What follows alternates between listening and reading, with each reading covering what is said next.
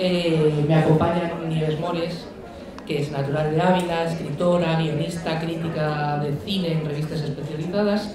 Es una de las voces más fascinantes y directas del terror nacional, que ha desgarrado a lectores con obras como Todas las chicas descalzas, Agujeros de sol o Asuntos de muertos. Es además coeditora junto a Cristina Jurado y Alicia Pérez Gil de la revista digital Supersónica. Y también nos acompaña en esta tarde Raúl Álvarez, que es director, ahora sí, del máster de guión cinematográfico y series de televisión de la Universidad Rey Juan Carlos. Es especialista en cine, cómic y literatura fantásticos y además, bueno, pues ha alternado su labor académica con la crítica cultural en diferentes podcasts y webs dedicadas al género. Así que muchísimas gracias a los dos por estar esta tarde aquí en esta jornada que hemos querido llamar Autores entre Lectores 2. Y además también es un poco de justicia poética por parte de Nieves, que no pudo acompañarnos el año pasado, pero que este año está aquí como un clavo. Y nada, el coloquio que os hemos montado vosotros dos pues tiene por título El arte de la copia macabra, encuentros con nuestro otro yo o el doble en la literatura de terror. Así que yo os lanzaría, digamos, una primera pregunta para que empecéis vosotros a charlar de lo que realmente os surja, que es por qué nos produce realmente terror la figura del doble, o si nos produce, no lo sé. Así que, adelante. ¿Empiezo? Bueno, yo creo que si hacemos un viaje al pasado, ¿no? Antes que nada los compañeros de viajes en el tiempo, y vamos a los mitos, es recurrente encontrar la figura que además luego se convierte en un tropo literario de la imagen reflejada, ¿no? Podemos citar a Narciso, podemos citar luego el bardo nórdico, es decir, hay una serie de elementos milenarios que enfrentan al ser humano con su doble, con su imagen. Y a partir de ahí se ven muchas cosas.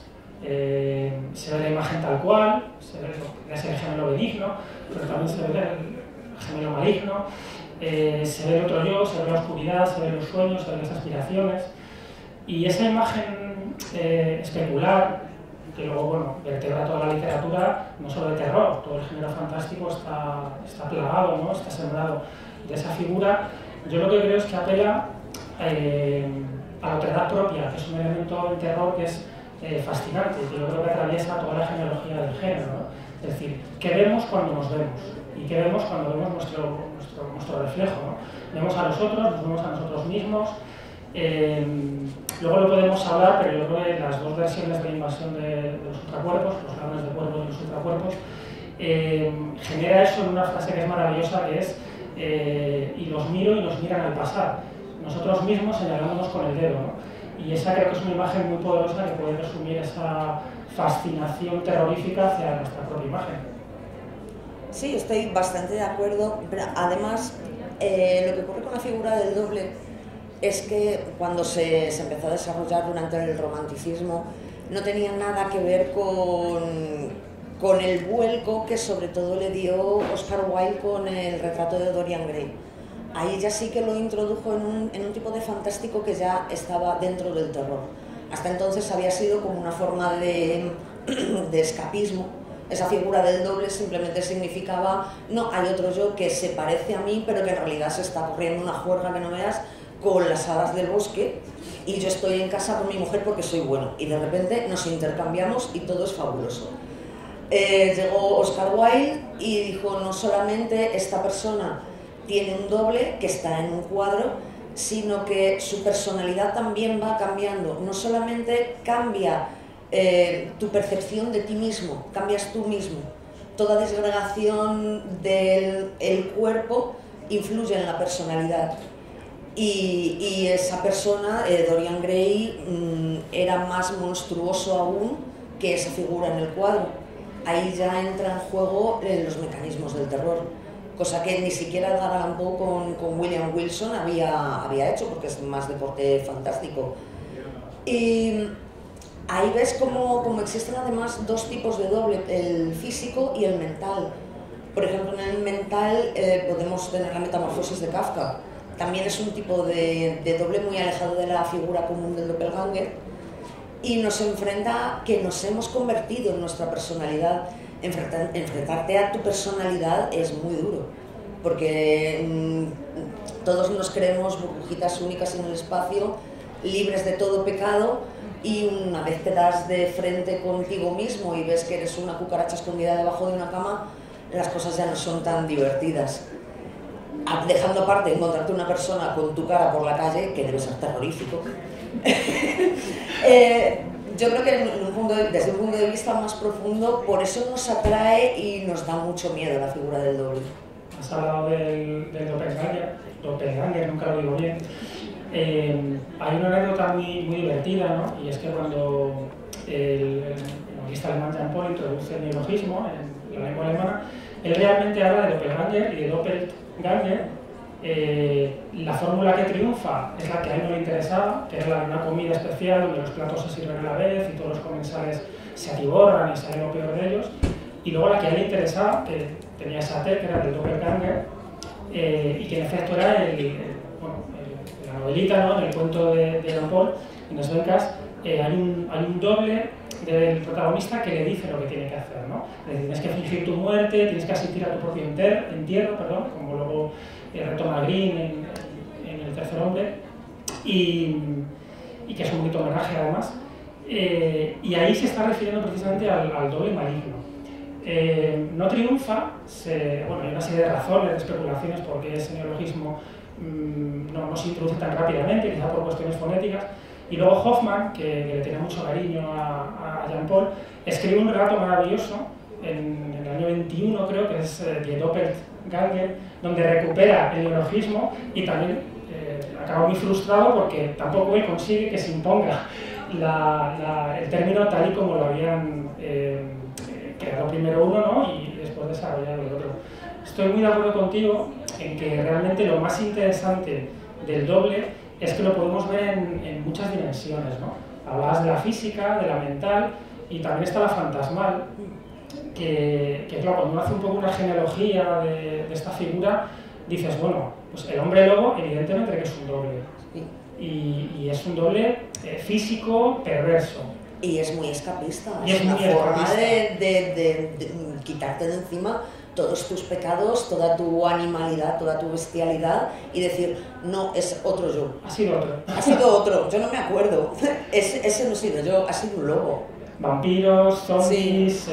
Todo lo monstruoso, perverso, digamos que sería ese ámbito físico, material, que tiene que luego Freud, que era muy friki de lo fantástico, ¿no? Toda su base teórica la desarrolla a partir de estas lecturas, ¿no?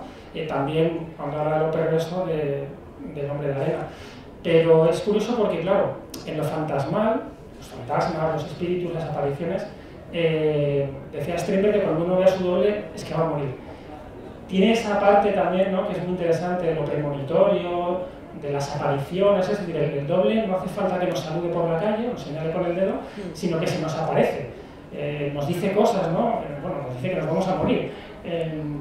Aunque para Strindberg el doble no era tan maligno, sino que era todo lo contrario, ¿no? Era quizá una señal de que te ibas a encontrar contigo mismo o ibas a encontrar tu destino. Y entonces es muy curioso, ¿no? Todos esos ámbitos que van más allá del manido, ¿no? Del cliché del doble, que eres tú mismo. Está mucho más entrelazado en toda la literatura y el cine fantástico de lo que pensamos, porque siempre eso, nos vamos al doppelganger más tópico en vez de al doppelganger original, pero en realidad está enraizado en casi todos los aspectos del fantástico. Y es muy interesante de explorar tanto desde el punto de vista psicológico como desde el punto de vista filosófico, porque cada autor le ha dado su significado y cada tiempo también le ha dado su significado. La ficción que se está haciendo ahora mismo, que trata el tema de forma más evidente, no tiene nada que ver, por ejemplo, con los cuentos de Hoffman, que son, pues eso, más clásicos, más románticos, más quizá idealizados, y que hoy por hoy nos parecen un poquito ingenuos.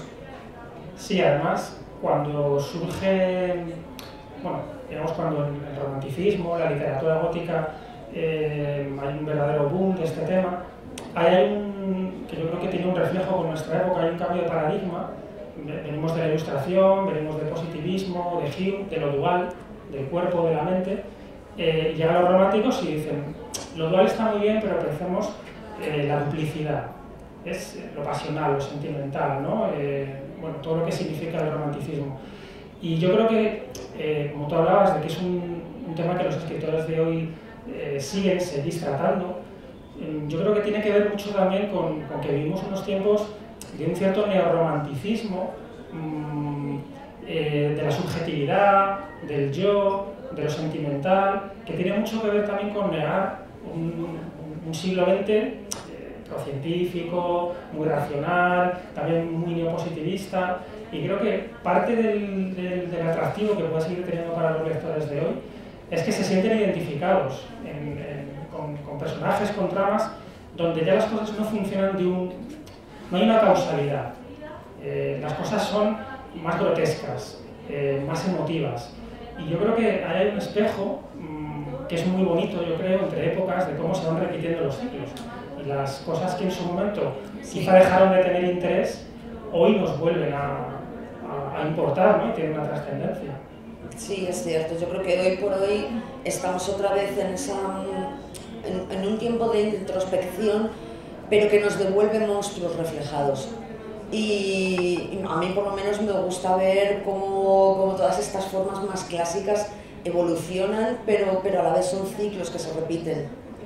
Y es bastante interesante. Yo creo que si os fijáis en muchísima de la literatura que por norma no se asocia a la figura del doble, encontraréis todos esos paralelismos y sí, es verdad, el doble está ahí y siempre ha estado y hoy por hoy, la verdad, me estoy adelantando a las preguntas de David, lo siento, pero está teniendo un gran resurgir. Sí, además, a mí siempre me ha llamado la atención cómo algo que era producto de la imaginación, de la fantasía, de los escritores, ¿no? Hablaban antes también las compañeras de la literatura artúrica, bueno, pues ahí también se juega el doble, en las comedias de Shakespeare también se juega el doble, al travestismo, al fingir que soy otra persona, pero en realidad la máscara eres tú, y tu yo real, ¿no? Digamos que no se corresponde con tus anhelos, con lo que te gustaría ser. Pues en toda esa tradición, a mí hay un cuento que me gusta especialmente, que es de Hans Christian Andersen, que se titula precisamente La Sombra, que es la sombra, además chunga, negativa, sí. La sombra, el angelito rojo, ¿no? Perdón, el diablo rojo que te dice que es realmente lo que te apetece hacer, ¿no? Y que es la lectura que inspira luego a Jung para luego desarrollar toda su teoría de la sombra, de esa compañía que te persigue, que te dice qué es lo que tienes que hacer, y me parece fascinante y creo que esa huella todavía bueno, se continúa y la tenemos hoy. Creo que se continúa incluso más que todas las premisas que Freud empezó a desarrollar acerca de la figura del doble, que hoy por hoy las lees y dices, uff, señor, a lo mejor usted no tenía toda la razón y eran un poco movidas de su cabeza. y sí que es verdad que esa corriente, yo por ejemplo la encuentro mucho más realista, no tan... Es que me cae mal Freud y quiero ser muy educada delante de todos nosotros, porque estamos en un pabellón. Que a Freud se le iba la olla, vamos a ver, a Freud se le iba la olla y decía que todo el mundo estaba obsesionado con cosas que solo le obsesionaban a él. Vamos a partir de ahí. Envidia de pene. Esto es, por ejemplo. Bueno, vamos a ver, a él le funcionaba. Las abuelas no le dolían, eso seguro. Así que yo creo que ahora mismo él postuló muchísimo acerca de la figura del doble, pero ya os digo, para mí ha quedado muy anticuado. Es una intuición que se basa en sus lecturas de Hoffmann, de, bueno, si la tradición literaria juega con esta figura, a lo mejor en lo psíquico también se produce. Y es verdad que son intuiciones, como muchas veces pasa en psicología social, que dices, bueno, es una intuición no demostrable, pero resulta que el comportamiento responde al patrón. Entonces, ¿qué hacemos con eso? Lo decía también antes un compañero, escribes un ensayo muy aburrido, donde además dejas de manifiesto que tienes tus propias taras, o haces algo más divertido y escribes una ficción. Bueno, pues se escribe una ficción y queda bastante más claro, ¿no? Claro, a través de la ficción dejar patentes tus propias taras. También. Es tu doble, ¿verdad? Es tu doble, mostrando tus taras, pero no se va a enterar nadie. Es un tipo de autoficción bastante gracioso de escribir. Yo creo que el doble más delicioso que hay es bueno, vosotros los creadores manifestándose a través de vuestras palabras. Entonces ya cuando el propio autor crea la figura del doble, ya no sé cómo se llamaría, sería el metadoble, sí, o algo así, ¿no? Sería... A veces te preguntan, ¿no? Pero de verdad tú piensas estas cosas de, por favor, escribo ficción, escribo terror. No, ha sido mi doble malvado, que eso lo plasma muy bien Stephen King en La mitad oscura. Sí. Está tratado de una forma espectacular. Stephen King, la verdad es que el tema del doble lo trata muchísimo, tanto el físico como el psicológico. El físico en La mitad oscura está hecho de una forma increíble, igual que en una de sus nuevas novelas, en el Visitantes, ¿sí? Que tiene la serie HBO. Ese por otros motivos ya tienen más que ver con el doppelganger clásico. Y el doble psicológico en El Resplandor. Es impresionante la figura de Jack Torrance, que ahí sí que es el propio Stephen King contándote, sí, yo también soy un padre de familia que quiero a mi familia, pero también soy un monstruo, y hay dos personas conviviendo, en realidad hay 4 personas conviviendo en un cuerpo, y es todo muy confuso, pero porque es Stephen King, es Jack Torrance, y maneja el tema del doble psicológico de una forma muy muy buena. Hay que ver, muchas veces se le tira mucho por tierra porque eso es un escritor de bestsellers, pero si te pones a analizar muchas de sus obras tienen mucha más profundidad de la que parece. Bueno, es fantástico. Sí. Yo creo que es un escritor enorme y bueno, esto es una opinión muy particular, pero cuando se debate tanto sobre la gran novela americana, It tendría que estar en el top 5 de candidatas a ser la gran novela americana por lo menos del siglo XX. Que está lleno de dobles. Porque es maravillosa, los propios niños actúan como doble en ese juego de espejos de entre el 58 y el 85, y el propio It, yo creo que es una figura muy poderosa, es un símbolo de la otredad. En este caso, bueno, venía del espacio, aunque hay muchas... No, pero en el fondo es más un reflejo de la sociedad, del pueblo. Sí, es Estados Unidos, sí, es eso. Es eso, sí. Y su narrativa es eso. Sí. Entonces, por eso se llama eso. La novela, que es fascinante, que sí. las 1500 o 1600 puedes empezar, te las acabas, vuelves a empezar, te las acabas, vuelves a empezar. Y hay un juego de espejos constante, además en el tiempo, de los protagonistas, de la historia. Bueno, es que es la historia de Estados Unidos, ¿no? Es una maravilla, y yo creo que efectivamente pocos escritores en terror contemporáneo han sabido colar esa figura, pero sin el cliché, sí. ¿no? Sin el arquetipo. Quitando eso en El Visitante, que ahí ya es un poquito más arquetípico, aunque no así es muy interesante, se quitan en medio los clichés de una forma muy elegante. Sí. No sé si nos hemos pasado. Yo creo que sí que nos hemos pasado. No, o sea, estáis sí, muy bien de tiempo. No sé si hay alguna pregunta sea sobre el tema del doble. ¿Ahí hay una pregunta? Otra vez lo disculpa. ¿Cuál es mejor, el terror o el horror? En literatura de terror en sí. El horror o el terror. Lo que pasa es que me estoy yendo por lo que dice Chile Jackson. A veces prefiero el terror, o sea, lo que no se ve a lo que sí se ve. Es como decir a quién quieres más, a mamá o a papá. Sí, o sea, el ambiente. Yo creo que no hay prácticamente diferencia. Ni en calidad, ni en oportunidades. Tanto el terror como el horror te dan la oportunidad de explayarte de la forma que quieras. De forma más o menos explícita, ahí ya tú es el campo en el que mejor te muevas.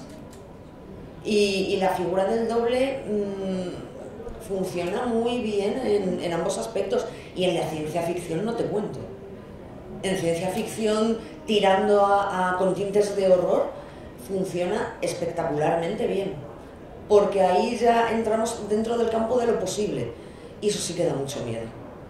Cuando dejamos el campo de lo fantástico para meternos en el campo de lo posible, empiezas a decir, uff, esto es un nivel de terror que no es ni el terror clásico ni el horror clásico, que no sé si me gustaría enfrentarme a ello.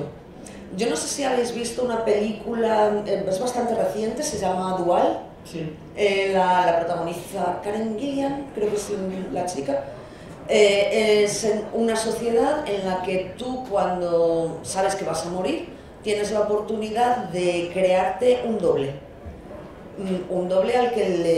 con el que convives para que tenga tus recuerdos, para que tenga más o menos copie tu personalidad y que tu familia no quede sola. Solamente esa idea ya me parece espeluznante, ya el desarrollo de la película, pues en fin. Eso de que tu doble le caiga mejor a tu familia que tú, es muy complicado de gestionar. Y eso me lleva a la siguiente pregunta. La distopía está reemplazando el terror, porque ahorita la distopía, de hecho, los libros más terrores que he leído hasta ahora son las distopías, más que el horror. No, la distopía no está desterrando al terror. El terror es inmortal. Lo tenemos nosotros dentro. Somos nuestro peor enemigo y vivimos con él y no vivimos en una distopía todavía. Piensa que el terror es la historia más antigua. Sí. Cuando los hombres primitivos pintaban en las cavernas, los hombres y las mujeres, porque además muchas de las manos de las costas han demostrado que son huellas de mujeres, también de niños, lo que están haciendo es exorcizar una experiencia terrorífica, que es la supervivencia. Es decir, se enfrentaban diariamente al reto de cazar, de alimentarse. Es mucho suponer, lo hace de una manera maravillosa Herzog en La Cueva de los Sueños Olvidados. Lo que se podía contar, entre comillas, transmitir en esos ritos, en la fogata, en las pinturas, son relatos terroríficos. Es decir, son individuos con arcos, flechas, piedras, cazando, sobreviviendo. Eso lo llevamos ahí, ¿vale? Cuando se habla mucho, ¿no?, de la cerebro reptiliano, la amígdala cerebral, todas estas cuestiones, y te dicen qué es lo que llevamos en el ADN biológicamente grabado a sangre, es el terror. Por eso me parece que la mejor versión de una cueva rupestre que hay es el tercio final de Alien. Es volver a la cueva con el fuego y con la bestia. Eso yo creo que es, bueno, y los relatos de Cliff Barker, que también lo consiguen, eso es terror. Terror bueno, o sea, terror del que dices, dame de estas 5 al año y déjame de todo lo demás, no quiero nada más. El horror que decías antes, yo cuando quiero horror me voy a Howard, a Robert Howard, me voy a William Hodgson. Ay, sí. Me voy cojo cualquier Los mares grises suenan con mi muerte, lo hago por cualquier página, la cierro y me voy a cojonar para dormir. Quiero decir, me parece que esa es una distinción fundamental, ¿no?, entre el terror, que tiene quizá algo más que ver con lo físico, y el horror de enfrentarte ya bueno, el horror cósmico, ¿no?, a Lovecraft, a toda esta gente, que dices, aquí siento el vacío, ¿no? Que es una cosa distinta a sentir el miedo, sentir el vacío, es un tipo de terror muy distinto. Y estoy contigo en que el terror no Los llevamos es dentro. inmortal. Sí, sí. Vale, yo tengo otra pregunta, Nieves. ¿Cómo consigues que una historia se entienda y al mismo tiempo tener unos narradores completamente perturbados que te enredan muchísimo? Creo que has leído algo mío. No, qué va. Tengo esa sensación. Es una falacia, ¿no? Chac, chac, chac. Vale, esas son unas tijeras. Pues la verdad es que con los años termina siendo algo bastante intuitivo. Al principio te lo tienes que trabajar muchísimo y meter mucho la pata. Y que te digan las personas que te leen, Reina, te has metido en un jardín del que no has sabido salir. Así que reescribe, reescribe, reescribe. Si te digo la verdad, ahora mismo ya no sé ni cómo lo hago. No, es verdad, es el oficio. Son muchísimos años escribiendo. Pero tiene que estar muy bien planificado para que no se te vaya de las manos. Porque si no queda muy artificial y... A mí por lo menos no me gusta la artificialidad en las historias. Bastante está con el componente fantástico como para encima que los personajes no sean creíbles. Sí, yo es que era lo que digo, es que muchas veces el límite está complicado porque lo llevas muy al límite. Sí, y me gusta y disfruto. Bueno, pues nos quedamos justos en tiempo porque para poder aprovecharlo todo al máximo, todo lo que nos queda. Así que, Nieves, Raúl, muchísimas gracias. Gracias a ti. Por